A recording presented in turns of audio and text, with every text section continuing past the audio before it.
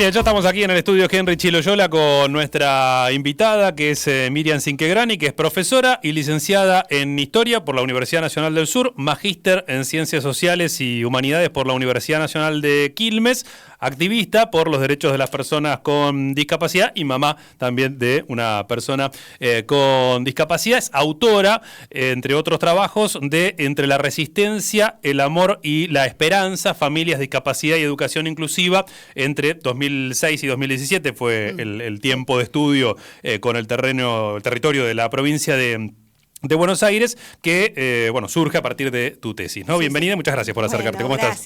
Gracias Mauro por invitarme. Bueno, no voy a ser original en esto porque entiendo que es un poco tu carta de presentación, ¿no? Aquella frase que después, viendo tu trabajo, no fue evidentemente una cuestión aislada, sino que es la que se encuentran con distintas variantes muchas familias al momento de, por ejemplo, empezar a interactuar con las comunidades educativas. Y ¿quién fue y en qué contexto que te dijo que a tu hija le hacía falta una vuelta de tuerca?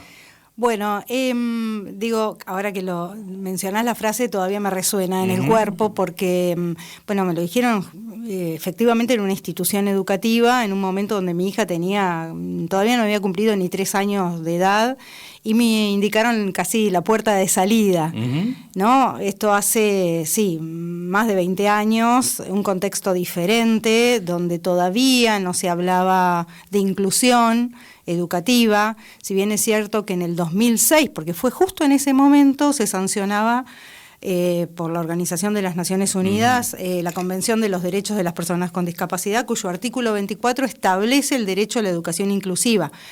Si bien esto lo recoge la Convención, en realidad no era nada nuevo, ya desde la década de los 90 se venía trabajando y pensando en la necesidad de generar espacios educativos inclusivos, no solamente pensando en personas con discapacidad, sino inclusivo para todas aquellas disidencias, ¿no? Claro. Pensar incluso en sectores de clase baja, ¿no? Hay grupos que todavía no participan del derecho o no ejercen su derecho a la educación.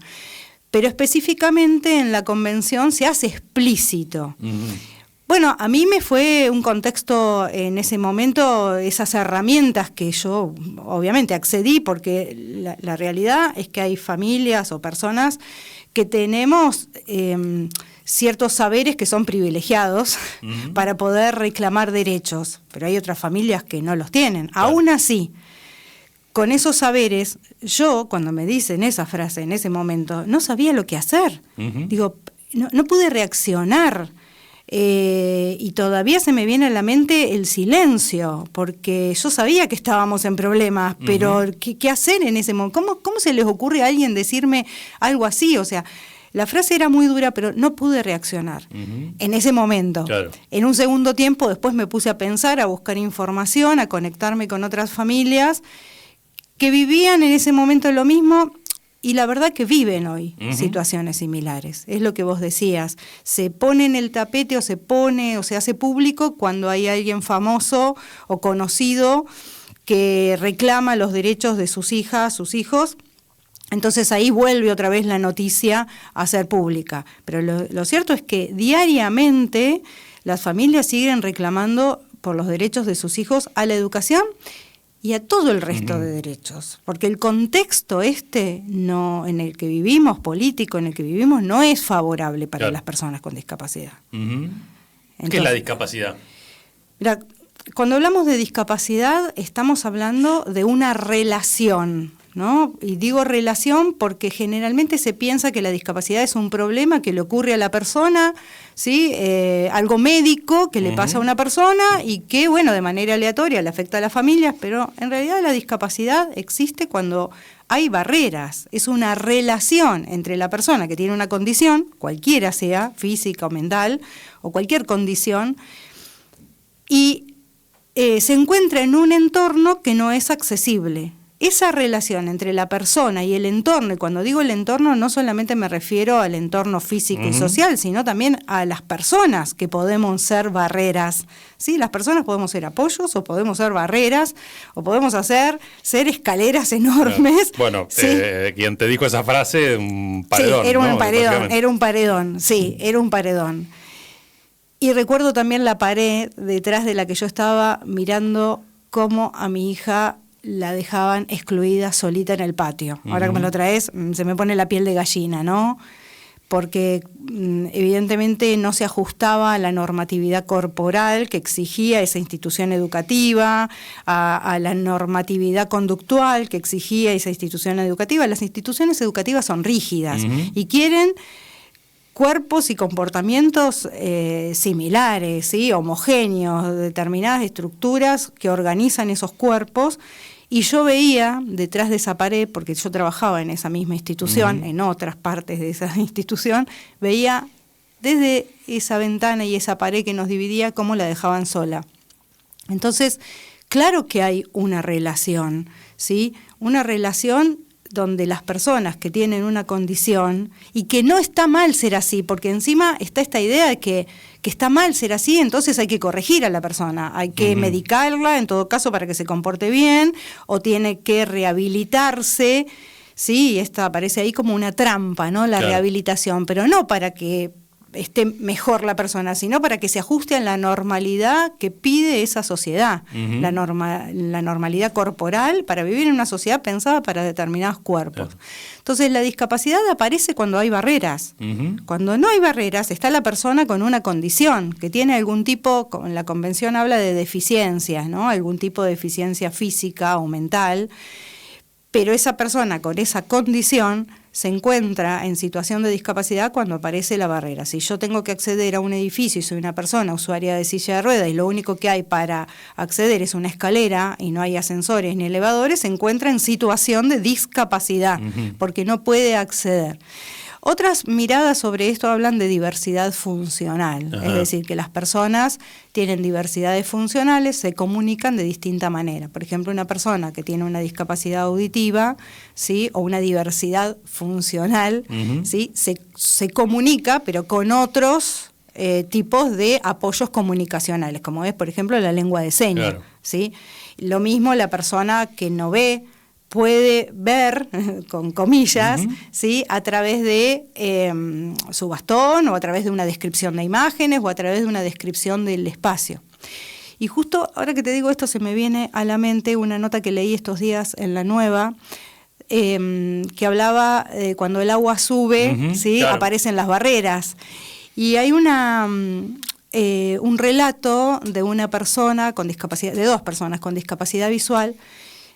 Imaginemos que la persona con discapacidad visual se organiza en su vivienda con un bastón, circula, pero además tiene una disposición del mobiliario acorde, ¿sí? A cómo ella se mueve en ese espacio. Entonces tiene reconocido el espacio, tiene un reconocimiento del espacio.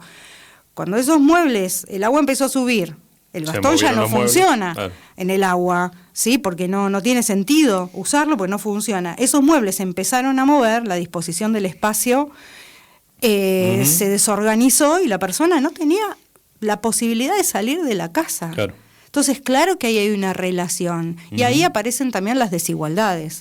Bueno, porque vos planteás tu perspectiva social de derechos humanos y también a la discapacidad como un modo de opresión. Claro, un modo de opresión. Claramente es un modo de opresión social. Un modo de opresión que además clasifica las corporalidades de acuerdo a cuerpos legítimos y cuerpos que no lo son, en cuerpo capaz y en cuerpo discapaz. Entonces, es un modo de opresión social cuando se generan prácticas de segregación, cuando se generan prácticas de exclusión. Entonces, muchas veces dicen, bueno, la persona con discapacidad va a estar, el niño, la niña o el joven con discapacidad, lo mejor es que vaya a una escuela especial. Bueno, pero ¿eso para quién es lo mejor? ¿Para el sistema o para la persona que está segregada? ¿Sí? Esa persona puede recibir los apoyos, sin duda, en espacios específicos de educación, pero también tiene que compartir el espacio de enseñanza común. Porque si no, en lugar de hablar de derechos, hablamos de privilegios y de privilegios espaciales también, donde unos pueden estar en un determinado espacio recibiendo educación de calidad y otros no. No digo que las escuelas especiales no ofrezcan educación de calidad, sí, muchas veces son espacios. En realidad, nosotros en Provincia de Buenos Aires, las escuelas especiales en realidad son sedes de la modalidad especial. Es la única modalidad que tiene sede. Ajá. Hablamos de escuelas especiales porque lo tenemos naturalizado y normalizado, pero en realidad son sedes de la modalidad.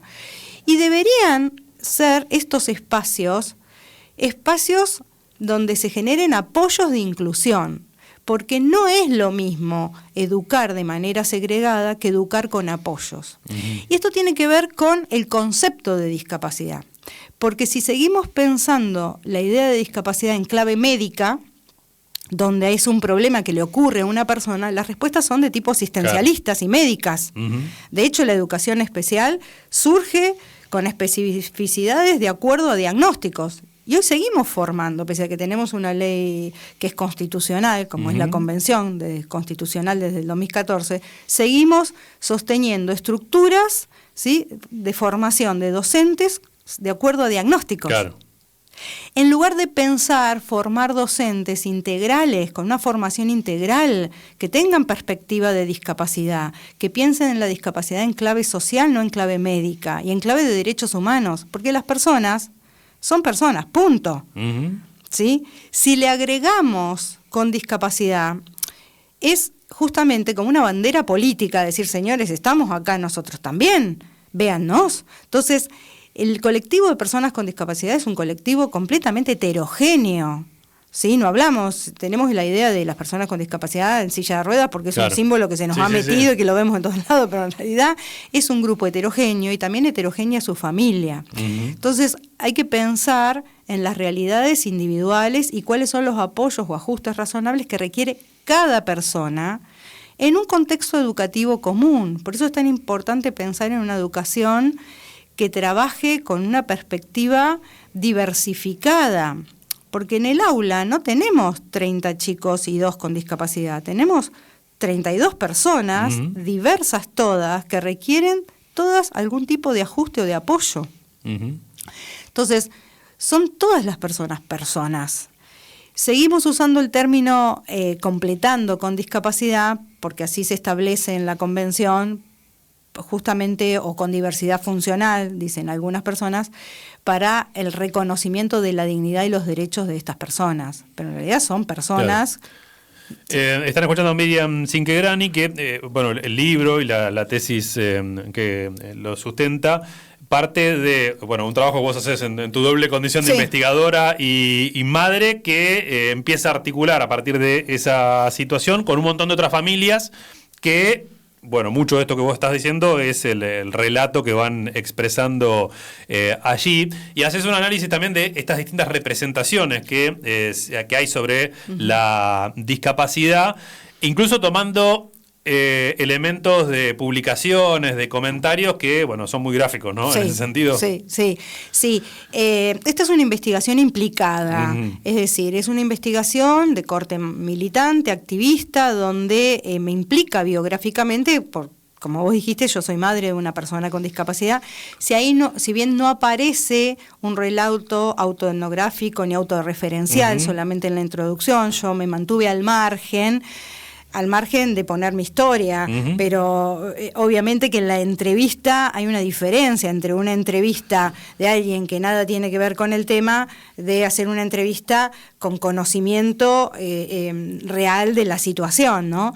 Entonces ahí yo lo que hago es conversar con las familias, pero también, además del relato de las familias, trabajo con comentarios de noticias digitales, donde claramente se filtra en esos comentarios, sin ningún tipo de corrección política, el pensamiento y la ideología de la sociedad en torno a las personas con discapacidad y en particular en torno a la educación inclusiva.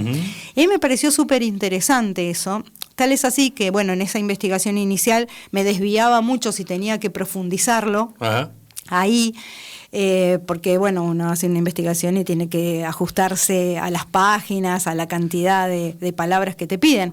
Pero sí, más adelante con Carolina Ferrante, una reconocida investigadora en discapacidad, socióloga, dijimos, ¿qué tal si reflotamos esos comentarios digitales, buscamos otros y hacemos una investigación específicamente sobre esto? Así que pronto va a salir un capítulo de otro libro sobre políticas de salud y educativas donde aparece específicamente esto, así que después conversaremos, pero Dale. para anticiparte, digo que en esos comentarios digitales aparecen justamente lo que piensa la sociedad. Y ahí aparece todo tipo de ideas, ¿no? Que la educación inclusiva es un capricho de las familias, que las familias no reconocen la discapacidad de los hijos, que lo que hace es una educación, personas con discapacidad en un aula es retrasar. Y esto no solamente se asocia con el estigma hacia las personas con discapacidad, sino que no es verdad. No es cierto. Primero, las familias con discapacidad que no reconocen la condición de su hijo o su hija no luchan, se quedan ahí, van, las ponen en una escuela y a otra cosa, ¿no? No luchan, ¿no? Porque pensemos que sobre todo son madres, son mujeres madres, ¿no? Las que van al frente por una cuestión de la feminización de los cuidados, las mujeres son siempre las que van al frente. Bueno, y ahí aparece otro que después, más avanzada la charla, seguramente cuando ya vayamos hacia la conclusión, digamos que lo interesante es que vos le pones una perspectiva, bueno, lo del título, ¿no? Entre la idea de resistencia y esperanza. Las madres, como pasan muchas otras luchas, y la idea de las locas, ¿no? También. Exacto, ¿no? La madre que lucha es la brava. Yo tomo adjetivos que me referenciaron las madres que entrevisté. La brava, la loca, la caprichosa, la rara, la que no acepta. Si no aceptás, no te movilizás, porque primero hay un reconocimiento y después salís a la lucha, porque todo eso demanda poner el cuerpo. Claro. Un agotamiento físico y estar en alerta permanente, porque de la escuela, que son los que no aceptan, te llaman todo el tiempo. Entonces, hay una patologización, no solamente de sus hijos, sino también de las madres, ¿no? Porque la loca y mandarla al psicólogo, al psiquiatra, que algunas la mandaron y a otras la mandaron a conseguirse un novio, eso hace que acá haya otra cuestión que tiene que ver con el género, porque a ningún padre lo mandaron a conseguirse una novia. ¿Sí? Entonces acá hay otras variables que se interseccionalizan a la hora de pensar también la discapacidad, ¿sí? Que, bueno, justamente por esta cuestión de feminización de los cuidados, por eso yo decía que ahí es mentira, no es real. Las madres van y luchan por los derechos de sus hijos porque reconocen la dignidad de sus hijos, ¿sí? Lo que no reconocen, ¿sí? Lo que no quieren ver es que su hijo sea discriminado, maltratado, estigmatizado, ¿sí? Entonces segregado, apartado. Todo eso no quieren las madres. De hecho, en muchas situaciones, y yo lo digo también porque me ha pasado, la situación se vuelve tan compleja a veces en las instituciones educativas que ver sufrir a tus hijos, tu hija, la discriminación tampoco es lindo. Es muy triste, es doloroso, ¿sí? Y por más que salgamos a enfrentar cual Quijote, molinos de viento, realmente son molinos de viento. Y ahí encontrás una pared, entonces decís, bueno, basta. ¿Qué es lo que quiere mi hija de verdad? Y ahí nosotros con Camila tuvimos una charla. Bueno, ¿vos qué crees? Y no, yo no quiero ir más a esa escuela. Quiero ir a otros lugares.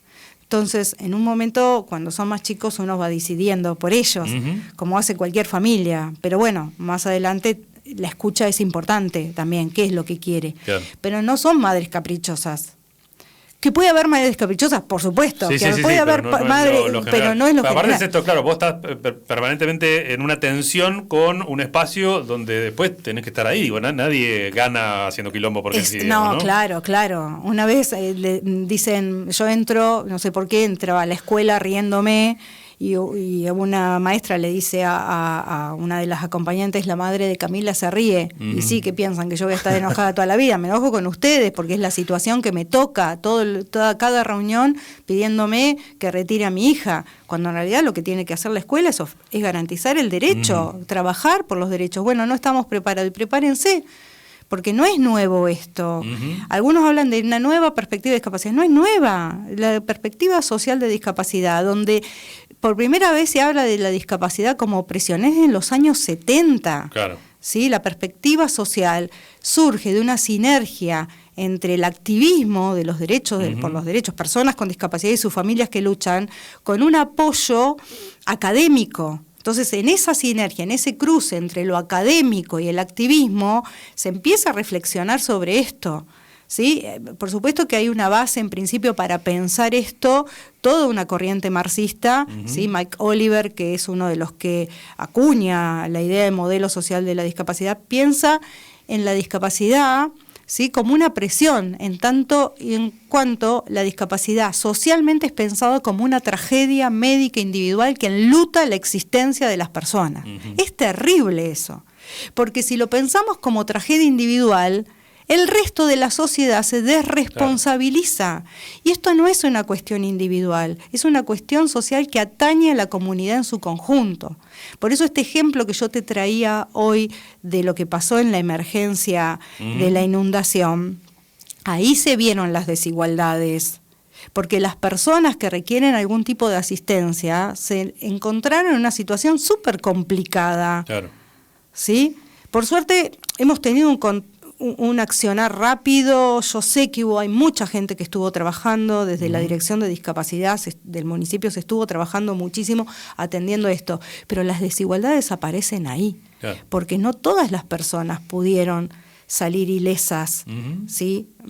Con mejor situación. Hay personas que realmente se vieron sumamente afectadas. Sí, bueno, y ni hablar las consecuencias mentales, por supuesto. En general, pero en particular también se continúan y se continuarán por mucho tiempo padeciendo. En esto que planteabas como algunos ejemplos de lo que se encuentran en las escuelas, ¿qué otros casos? Porque ahí veían, hay como un pase entre la escuela común, la escuela especial, esto de no estar preparado supuestamente, lo del cambio permanente de escuelas, en los casos que hay opción, ¿no? Sí, porque sí. En una ciudad de determinadas características puede haberlo, pero en algún pueblo chico tal vez no. Sí. ¿Qué otros más? De esto ha habido, debo reconocer, un cambio en lo que es la escuela pública, importante, después de la resolución 311 del Consejo Federal de Educación en el diciembre del 2016, o sea, tampoco hace tanto, sí, en Provincia de Buenos Aires, diciembre del 2017, donde se operativiza esa resolución, donde las escuelas públicas y privadas también, lo que pasa que, bueno, privada es un capítulo aparte, no pueden negar la inscripción de un estudiante por motivos de discapacidad. O sea, es decir, todas las escuelas públicas están abiertas a propuestas inclusivas para todas las personas, con el apoyo o no de la educación especial, de la modalidad especial. Sí. Entonces, eso es un cambio importante porque previo a eso los reclamos eran que los estudiantes no eran recibidos en las escuelas por razones de discapacidad y la sugerencia era ir a una escuela especial. Las escuelas privadas, digo, son un capítulo aparte porque la inscripción la hacen las mismas escuelas y a veces el argumento es que, bueno, no hay espacio, ya tienen chicos con proyectos de inclusión, que te van a llamar en otro momento, en realidad los tienen que recibir igual. Pero bueno, ahí hay una cuestión que empieza a aparecer entre la escuela, porque las familias tienen derecho a elegir a qué escuela mandan a sus hijos, si es de los hermanos, bueno. El tema es que hay familias que se resisten a incorporar la escuela especial, porque dicen, bueno, esto es una escuela, ustedes tienen que trabajar, organicen los proyectos. Y ahí aparecen esas disputas entre los equipos de escuelas comunes y escuelas especiales, porque las escuelas especiales tienen otra cuestión, tienen todo un equipo de directivos, docentes, equipo de orientación escolar, que muchas veces chocan con todo el equipamiento, todo el equipo de las otras escuelas.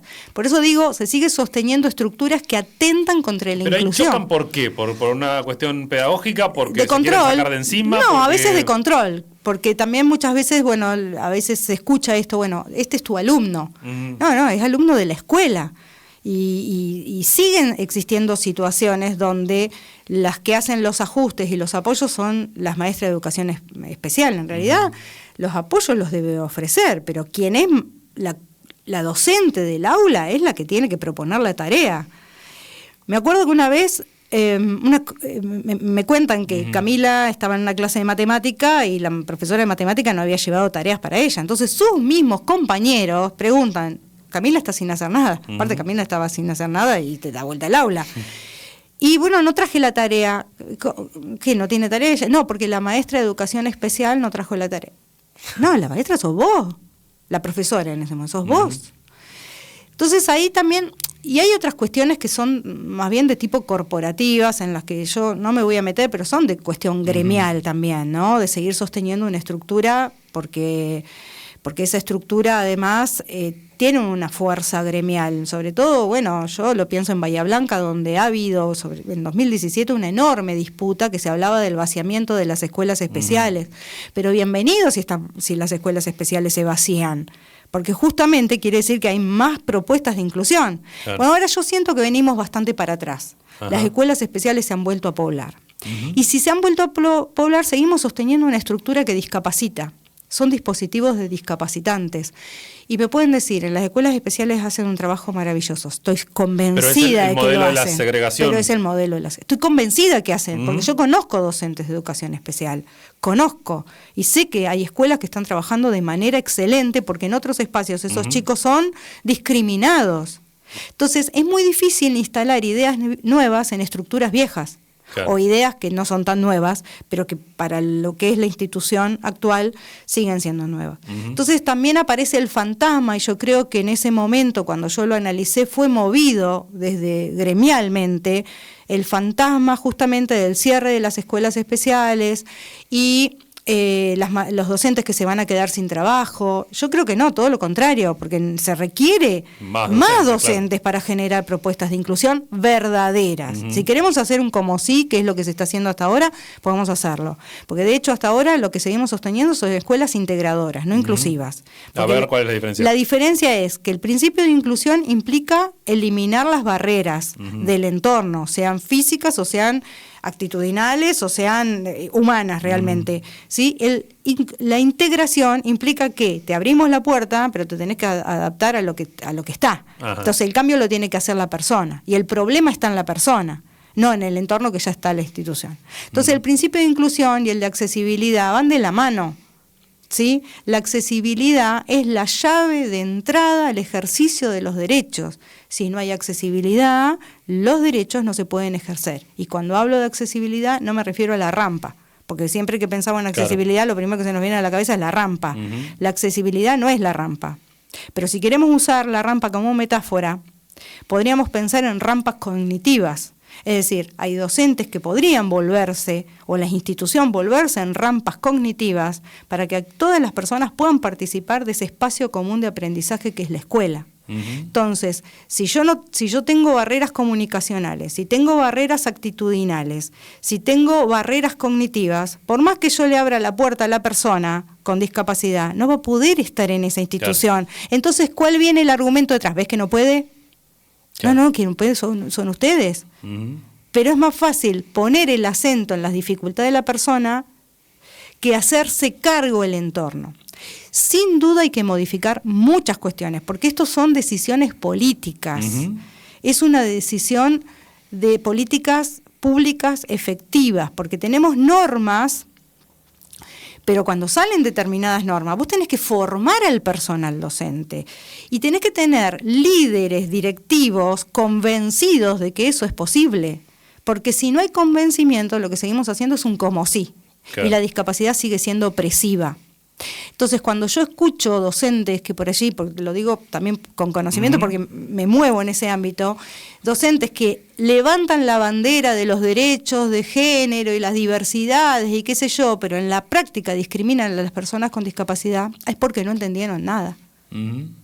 Están escuchando a Miriam Cinquegrani, entre la resistencia, el amor y la esperanza, es el título de su libro, su investigación. En un momento hablas de un giro emocional en la investigación. ¿Por qué? ¿Tiene que ver con eso del amor?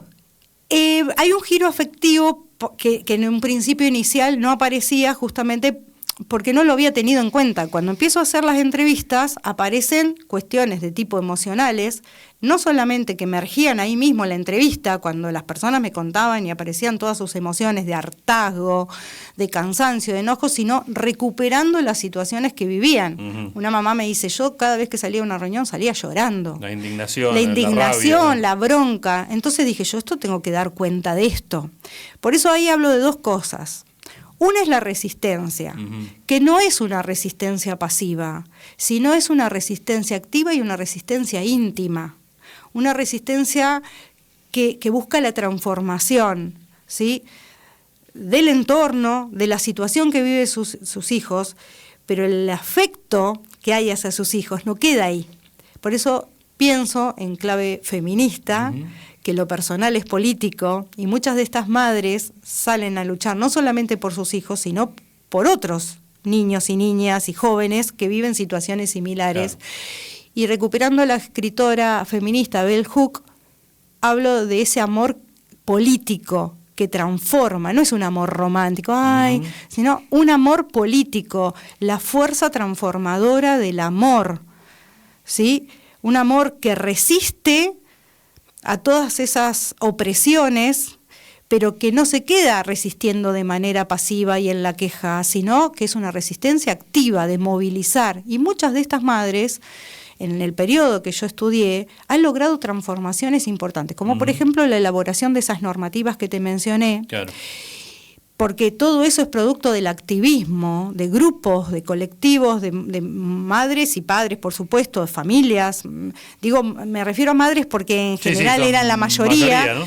Que se movilizaron y generaron redes de trabajo, ¿sí? Y elaboraron notas, informes, pedidos. Yo he acompañado a esas madres y fui también en representación a La Plata a reunirnos.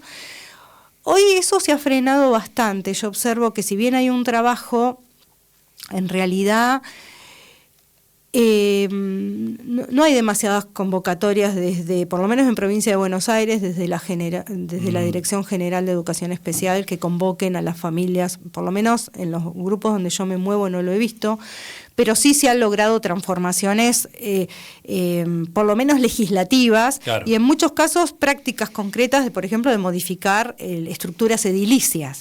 Quiere decir que ahí hay otros cruces, que es otro trabajo que estoy escribiendo ahora, específicamente de madres, ¿no? Que es cuidar y resistir. Porque ahí las madres no solamente desarrollan un cuidado en clave de cuidar a sus hijos, como lo hacen, sino hay un cuidado que a su vez activa la lucha. Es el motor que impulsa la lucha por los derechos y la dignidad de sus hijos, que no se termina en la escuela. No, claro. Terminó, porque después de la escuela, ¿qué? Terminamos la escuela, que es lo que te ofrece, sí, además y ahora, el ¿qué pase hacemos? entre cada nivel, que es una discusión y una lucha en sí, ¿no? Exacto. Bueno, de nivel a nivel, pero no solamente de nivel a nivel, sino también casi te diría de año a año. Y dentro del año, si te cambiaron la maestra, hay que arrancar de vuelta. Esa lucha, porque además requiere un entrenamiento docente de formación, no alcanza con la buena voluntad. Hemos encontrado docentes con una voluntad enorme, pero la buena voluntad no alcanza. Las buenas intenciones fundadas en prejuicios tampoco. Entonces necesitamos realmente una formación. Y esa formación implica conocer la perspectiva de discapacidad en clave social y derechos humanos. Y implica también amor político, transformador. Y para mí eso es súper importante. Bueno, da para seguir en algún otro momento, sin mencionar, hay un montón de redes, de grupos familiares. En el caso de Bahía, la Fundación Lazos no específicamente tiene que ver con la educación. Fundación Lazos es un espacio súper interesante de trabajo donde participan jóvenes mayores de 18 años y adultos con discapacidad en actividades educativas y artísticas. Tiene una fuerte impronta en lo artístico porque consideramos que el arte es transformador. El arte borra las diferencias. Todas las personas que trabajan en Fundación Lazos, docentes de teatro, de danza, bueno, realmente se hace un trabajo súper interesante y también tenemos comunicación con la comunidad. Entonces, cada vez que vemos alguna situación con estas características, ahí salimos a trabajar, a modificar, y ahora estamos trabajando en otro proyecto para pensar también la situación de las madres cuidadoras, ¿no? Porque, bueno, ¿quién cuida a quienes cuidan.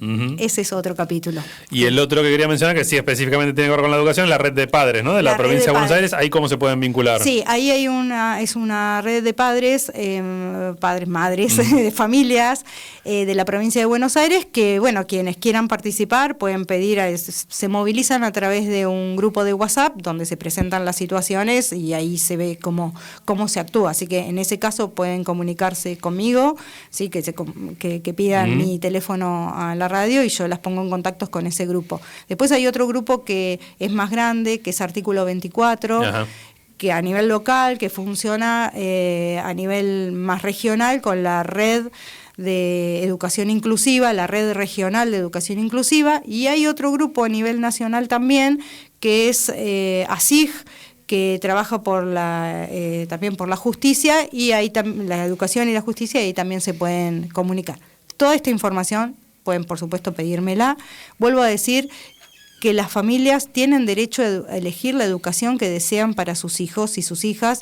Puede ser una escuela común o una escuela especial, siempre pensando bajo el principio de inclusión y accesibilidad. Además de todo lo que dijo Miriam, escribe como conclusión de su tesis: deposito mi esperanza en la escuela, que aunque aparato de hegemonía, también constituye el espacio propicio para la disputa del sentido común y el lugar donde se abre la grieta hacia la transformación social y cultural, siempre y cuando exista el deseo compartido de querer estar juntos. ¿Lo firmás nuevamente? La firmo nuevamente. Gracias por venir. Gracias a ustedes.